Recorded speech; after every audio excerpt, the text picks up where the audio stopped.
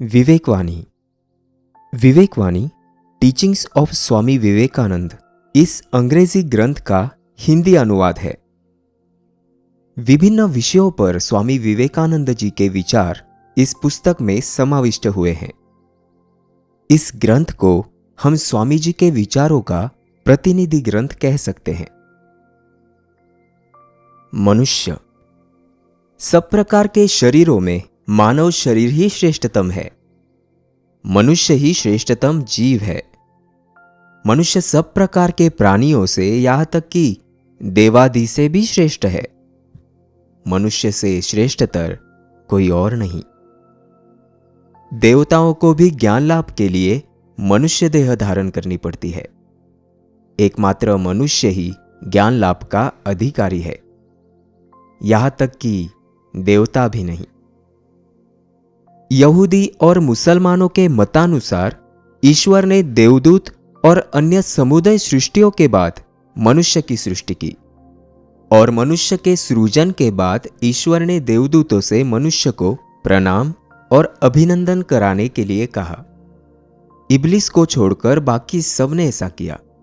अतएव ईश्वर ने इब्लिस को अभिशाप दे दिया।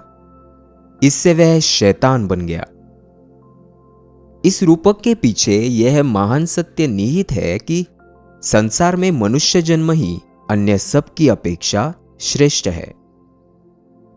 आश्चर्य की बात है कि सभी धर्म एक स्वर से घोषणा करते हैं कि मनुष्य पहले निष्पाप और पवित्र था, पर आज उसकी अवनति हो गई है।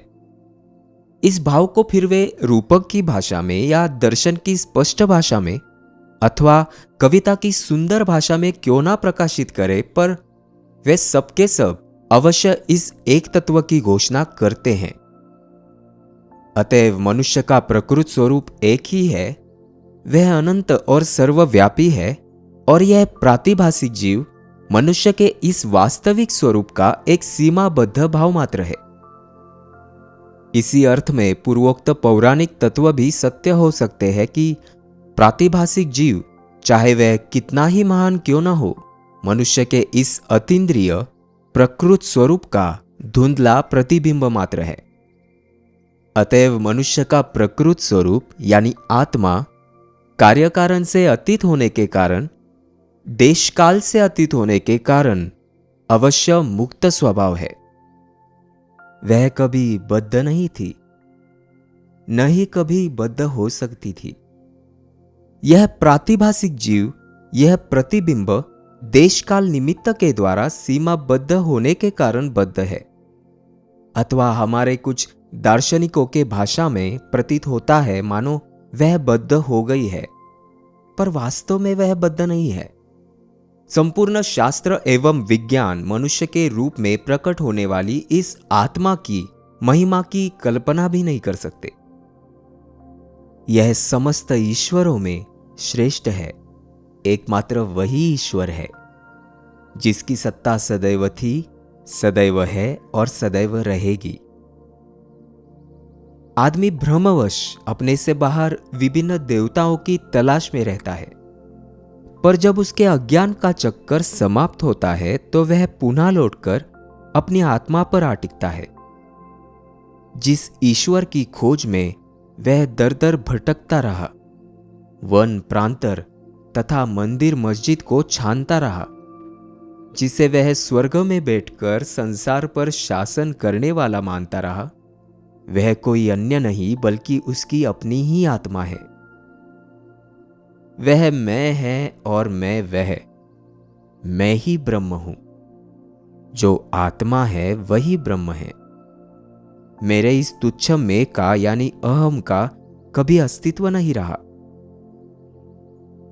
ईश्वरोपासना करने के लिए प्रतिमा आवश्यक है, तो उससे कहीं श्रेष्ठ मानव प्रतिमा मौजूद ही है।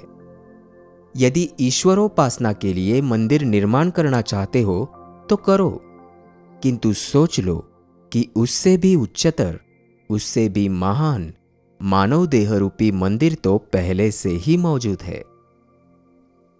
जीवित ईश्वर तुम लोगों के भीतर रहते हैं, तब भी तुम मंदिर, गिरजाघर आदि बनाते हो, और सब प्रकार की काल्पनिक झूठी चीजों में विश्वास करते हो। मनुष्य देह में स्थित मानव आत्मा ही एकमात्र उपास्य ईश्वर है। पशु भी भगवान के मंदिर है, किंतु मनुष्य ही सर्वश्रेष्ठ मंदिर है, ताजमहल जैसा। यदि मैं उसकी उपासना नहीं कर सका तो अन्य किसी भी मंदिर से कुछ भी उपकार नहीं होगा। जिस क्षण मैं प्रत्येक मनुष्य देह रूपी मंदिर में उपविष्ट ईश्वर की उपलब्धि कर सकूंगा, जिस क्षण मैं प्रत्येक मनुष्य के सम्मुख भक्तिभाव से खड़ा हो सकूंगा और वास्तव में उनमें ईश्वर देख सकूंगा, जिस क्षण मेरे अंदर यह भाव आ जाएगा, उसी क्षण मैं संपूर्ण बंधनों से मुक्त हो जाऊंगा। बांधने वाले पदार्थ हट जाएंगे और मैं मुक्त हो जाऊंगा।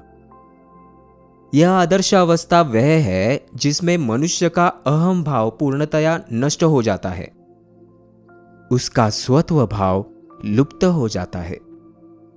जब उसके लिए ऐसी कोई वस्तु नहीं रह जाती जिसे वह मैं और मेरी कह सके, जब वह पूर्णतया आत्मविसर्जन कर देता है, मानो अपनी आहुति दे देता है, इस प्रकार अवस्थापन्न व्यक्ति के अंतर में स्वयं ईश्वर निवास करता है।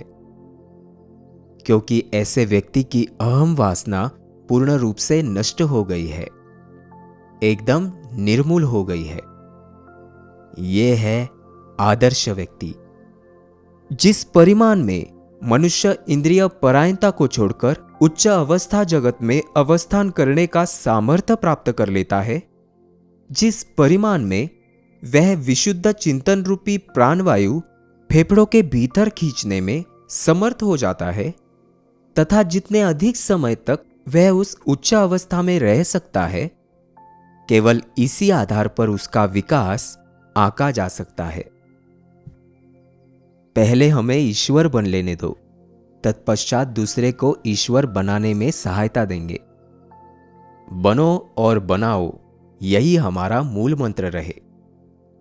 ऐसा न कहो कि मनुष्य पापी है, उसे यह बताओ कि तुम ब्रह्म हो।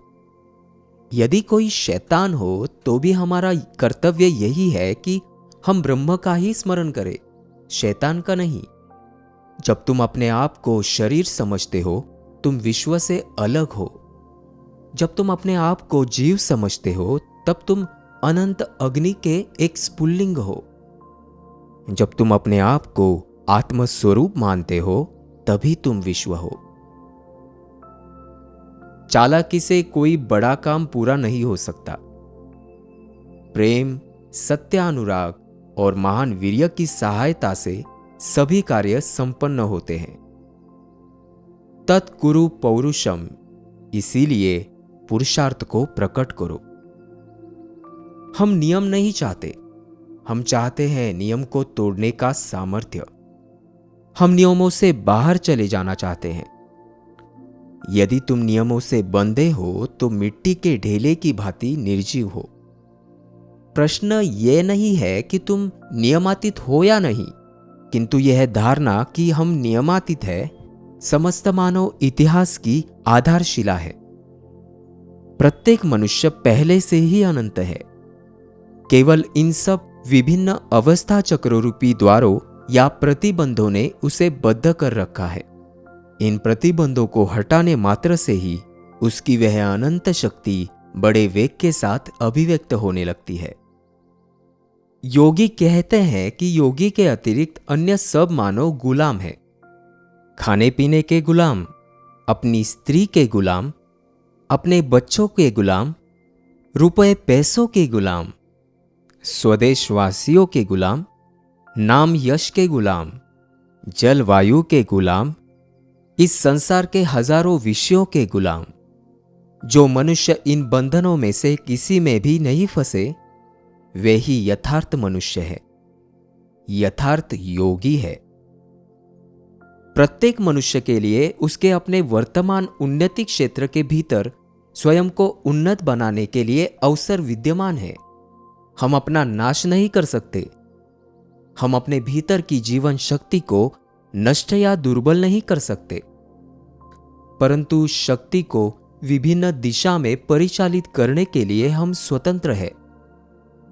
व्यावहारिक और शरीर से सबल होने की शिक्षा देनी चाहिए। ऐसे केवल 12 नर केसरी संसार पर विजय प्राप्त कर सकते हैं, परंतु लाख लाख भेड़ों द्वारा यह नहीं हो सकता। और दूसरे किसी व्यक्तिगत आदर्श के अनुकरण की शिक्षा नहीं देनी चाहिए, चाहे वह आदर्श कितना ही बड़ा क्यों ना हो। मनुष्य एक छोटे बक्से में कुंडलित अनंत स्प्रिंग, इनफाइनाइट स्प्रिंग जैसा है, जो कि अपने को खोलने का प्रयत्न कर रहा है। हम लोग जो भी सामाजिक व्यवस्था देखते हैं वह इस अभिव्यक्ति का प्रयत्न मात्र है। आप तो ईश्वर की संतान हैं, अमर आनंद के भागी हैं, पवित्र और पूर्ण आत्मा है। आप इस मर्त्य भूमि पर देवता हैं। आप भला पापी कैसे हो सकते हैं? मनुष्य को पापी कहना ही पाप है। वह मानव स्वरूप पर घोर लांछन है। आप उठो, हे सिंहो, आओ और इस मिथ्या भ्रम को झटक कर दूर फेंक दो कि आप भेड़ हैं। हम सभी एक जीवाणु कोश से उत्पन्न हुए हैं और हम लोगों में जो कुछ भी शक्ति है वह उसी में कुंडली रूप में बैठी थी। तुम लोग यह नहीं कह सकते कि वह खाद्य में से आई है। ढेर की ढेर खाद्य सामग्री लेकर एक पर्वत बना डालो, किंतु देखोगे उसमें से कोई शक्ति नहीं निकलती। हम लोगों के भीतर शक्ति पहले से ही अव्यक्त भाव में निहित थी और वह थी अवश्य। इसी प्रकार मनुष्य की आत्मा के भीतर अनंत शक्ति भरी पड़ी है।